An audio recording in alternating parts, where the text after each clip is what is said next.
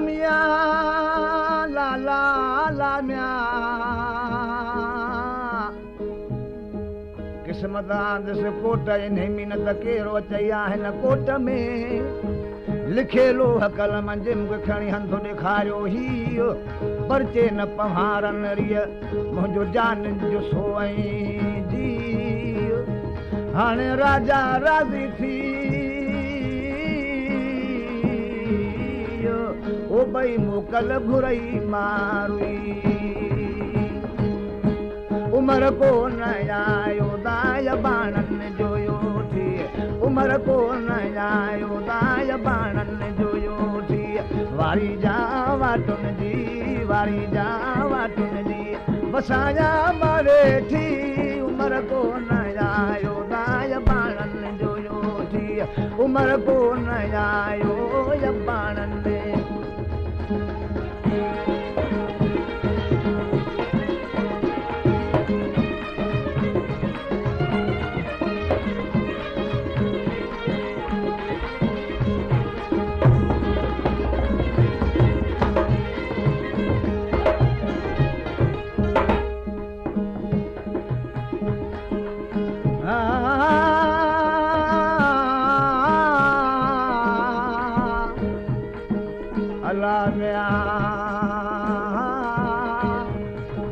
मन हक तुंहिंजो मोत ने छायो सूणनि ते छड़ंदो यानी न बचंदी हिकिड़ो तुंहिंजे मन में वेहंदो अहिड़ो न बचंदी हिकिड़ो तोसां गोॾो गोॾे सां ॾेई वेहंदो तोखे ख़ुदा कीअं खणंदो तूं त लाऊं लॻे सॻीअ भेण सां ओ ज़ुल्म कर न ज़ालिमा कहर कम न ईंदी ज़ुल्म कर न ज़ालिमा कहर कम न ईंदी उते पोइ उधारो सफ़ा को न ॾींदी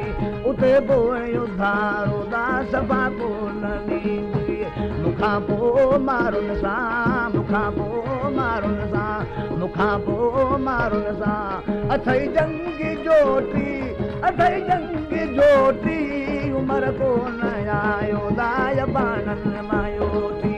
उमर को न आयो दाय बाणन मायो थी वारी जा वाटुन जी वारी जा वाटुन जी वसाया मारे थी उमर को न आयो दाय बाणन मायो थी उमर को न आयो या बाणन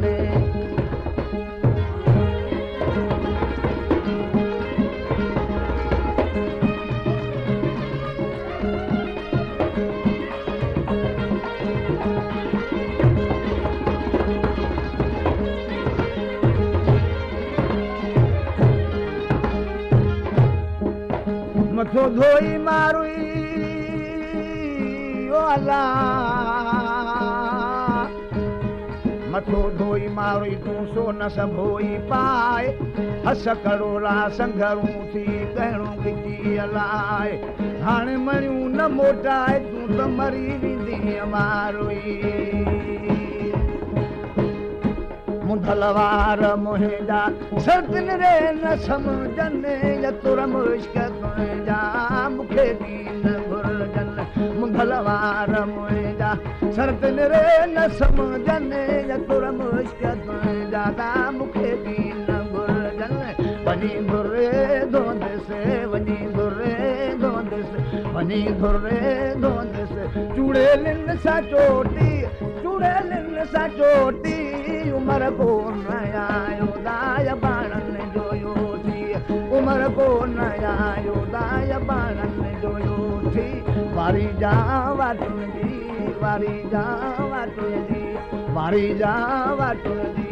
वसाया मारे थी वसाया मारे थी उमर को न आयो दाय बाणन मायो थी उमर को न आयो या बाणन